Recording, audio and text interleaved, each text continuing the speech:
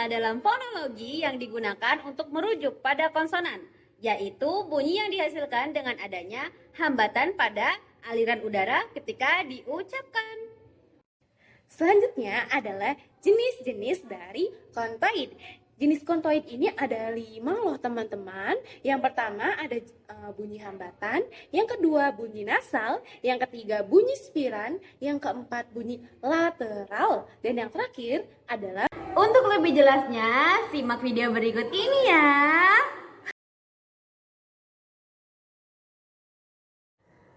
Hari ini kita akan mempelajari bunyi hambat, salah satu jenis bunyi konsonan yang penting dalam fonologi.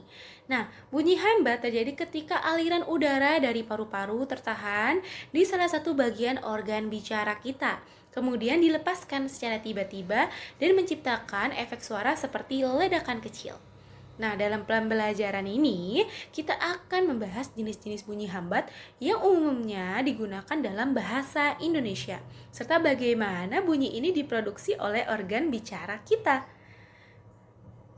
Bunyi hambat adalah bunyi yang dihasilkan dengan cara menahan aliran udara di salah satu titik organ artikulasi seperti bibir dan juga lidah, dan melepaskannya secara tiba-tiba. Nah, proses ini menghasilkan dua jenis bunyi, yaitu bunyi tak bersuara dan bunyi bersuara. Bunyi tak bersuara terjadi ketika udara dilepaskan tanpa getaran pita suara, sedangkan bunyi bersuara terjadi ketika udara dilepaskan bersamaan dengan getaran pita suara. Sekarang kita akan membahas beberapa contoh bunyi hambat yang sering digunakan dalam bahasa Indonesia, tentunya pada kehidupan sehari-hari. Contohnya ada pada bunyi P. Nah, bunyi P ini merupakan bunyi hambat tak bersuara karena bunyi P yang dihasilkan ketika kedua bibir menutup rapat dan menahan udara di dalam mulut, lalu dilepaskan secara tiba-tiba tanpa getaran pada pita suara.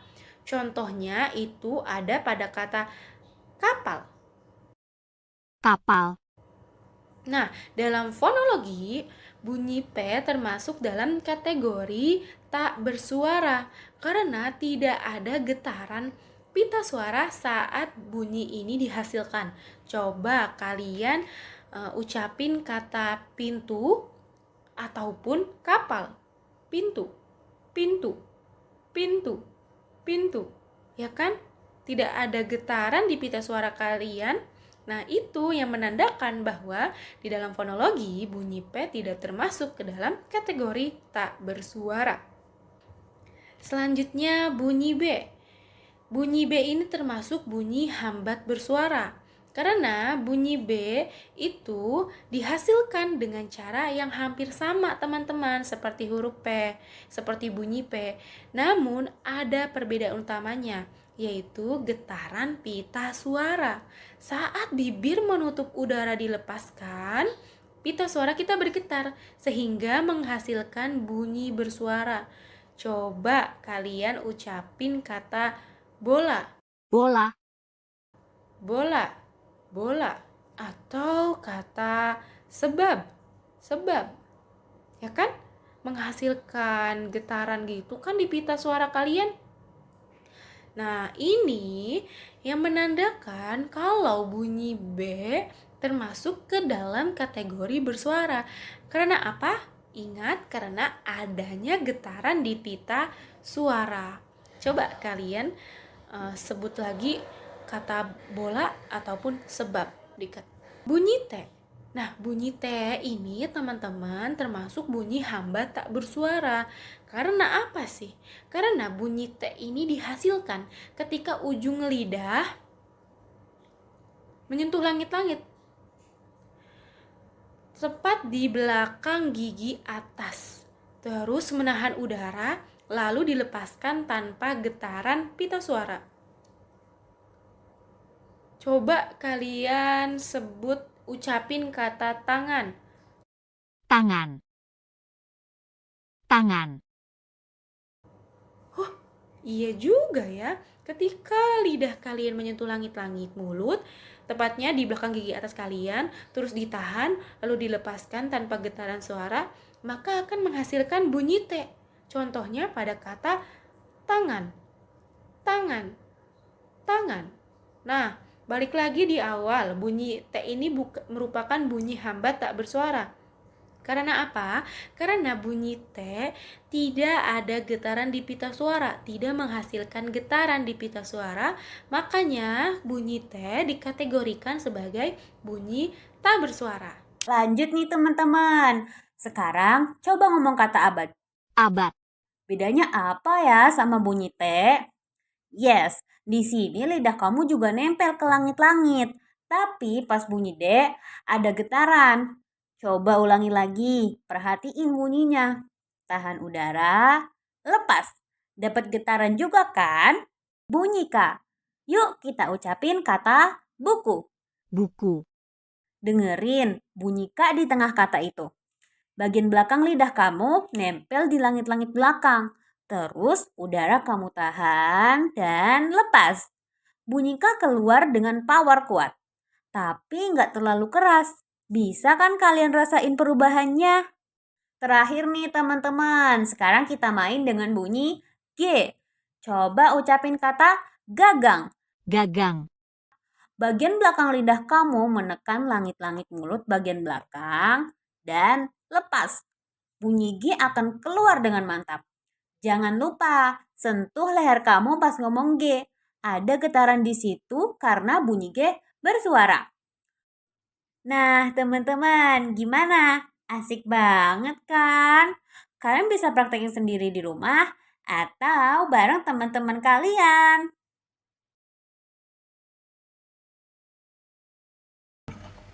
Jenis konsonan. Jenis konsonan yang pertama adalah konsonan nasal. Konsonan nasal bilabial. Dalam bahasa Indonesia, konsonan dimaksud dengan konsonan nasal bilabial adalah M. Konsonan nasal bilabial itu dibentuk dengan memerhatikan bibir bawah sebagai artikulator aktif dan bibir atas sebagai artikulator pasif. Contoh yang saya ambil adalah alam. Dan yang kedua adalah jenis konsonan nasal apikoalveolar. Konsonan nasal apikoalveolar dibentuk dengan cara menghambat udara yang dihembuskan melalui paru-paru pada posisi P, pangkal lidah yang ditekankan rapat-rapat pada alveolum atau gusi. Contohnya yang saya ambil adalah huruf N, yang dimana mana. Halo teman-teman, saya akan melanjutkan pembahasan jenis nasal yang dimana pada video sebelumnya teman-teman sudah mengetahui nih dua jenis nasal, yaitu ada nasal bilabial dan nasal apikoalveolar. Nah, sekarang saya akan melanjutkan pembahasan mengenai jenis nasal, yaitu nasal mediopalatal dan nasal dorsovelar. Yuk, mari kita simak video selanjutnya. Teman-teman, sebelum kita mempraktikkan langsung cara pengucapan nasal mediopalatal, alangkah baiknya nih kita mengetahui terlebih dahulu apa itu pengertian dari nasal mediopalatal. Adapun nasal mediopalatal terjadi apabila hambatan dibentuk dengan menaikkan pangkal lidah dan menekan rapat-rapat palatum atau langit-langit keras. Dengan begitu, arus udara yang dihembuskan dari paru-paru akan keluar melalui rongga hidung. Dalam bahasa Indonesia, yang dimaksud dengan bunyi konsonan nasal mediopalatal adalah huruf N, yang dimana huruf N ini dapat didistribusikan di awal dan di tengah seperti pada kata nyaring. Dan terdapat juga dalam kata senyap. Pada kata nyaring, huruf N terdapat pada awal kata. Dan dalam kata senyap, huruf N terdapat pada tengah kata.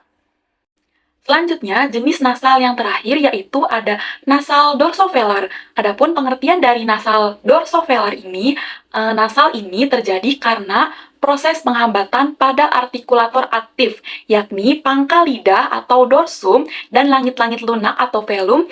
Dalam bahasa Indonesia, ini dimaksud dengan konsonan nasal dorsovelar adalah adanya huruf N yang dapat didistribusikan pada awal kata, tengah kata, dan akhir kata. Adapun contoh dari nasal dorsovelar yaitu terdapat pada kata ngacau. Yang kedua, contohnya pada kata sangat, dan yang ketiga contohnya dalam kata tenang.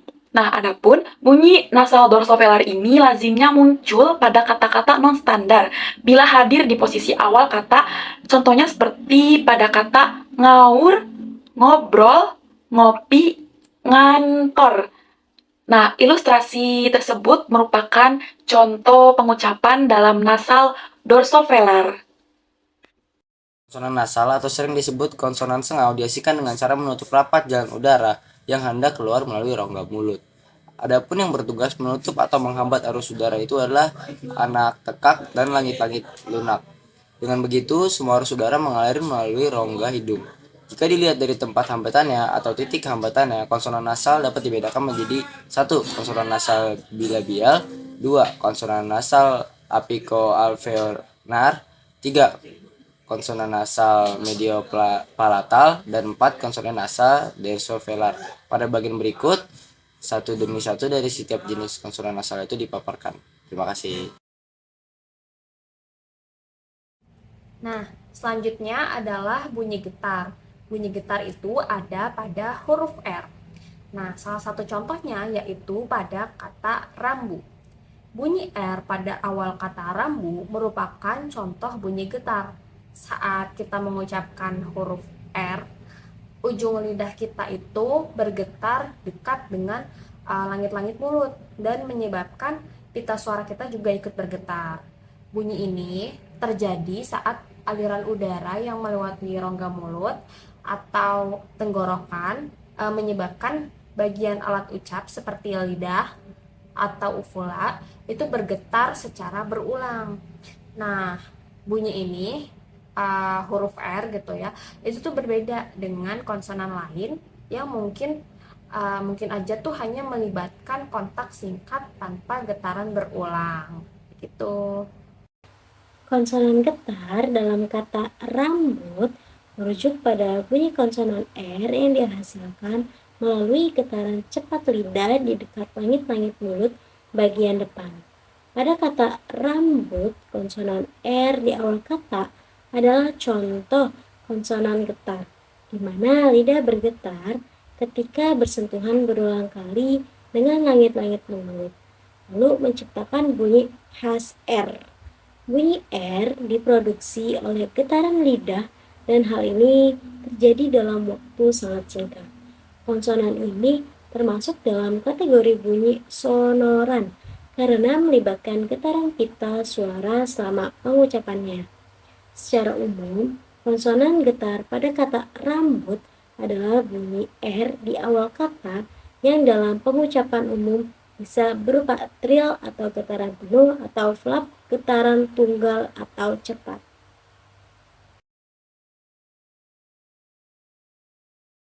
Nah, kalau kita lagi bahas tentang kontoid, kita tidak bisa meninggalkan salah satu jenis kontoid yang terkenal ini, yaitu lateral.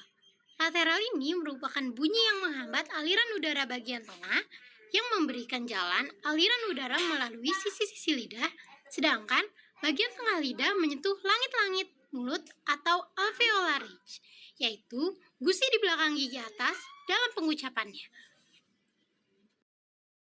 Nah, selanjutnya di sini saya akan memberikan contoh kata lateral apabila huruf L berada di depan kata, yaitu pada kata lampu yang dihasilkan ketika ujung lidah menyentuh gusi gigi bagian belakang atau langit-langit mulut, dan udara mengalir keluar melalui sisi lidah. Selain kata lampu, ada beberapa kata lain yang merupakan jenis kata lateral dengan fonem L di awal, yaitu pada kata lalu, lalu. La posisi lidah seperti menekan sebentar langit-langit mulut kemudian melepaskannya, lah. Atau pada kata lupa, lupa. Contoh kata berikutnya yaitu awal. Pada kata awal, fonem L muncul di akhir kata dengan mekanisme produksi bunyi yang serupa. Ujung lidah menyentuh alveolar ridge atau gusi di belakang gigi atas, sementara udara melewati sisi-sisi lidah.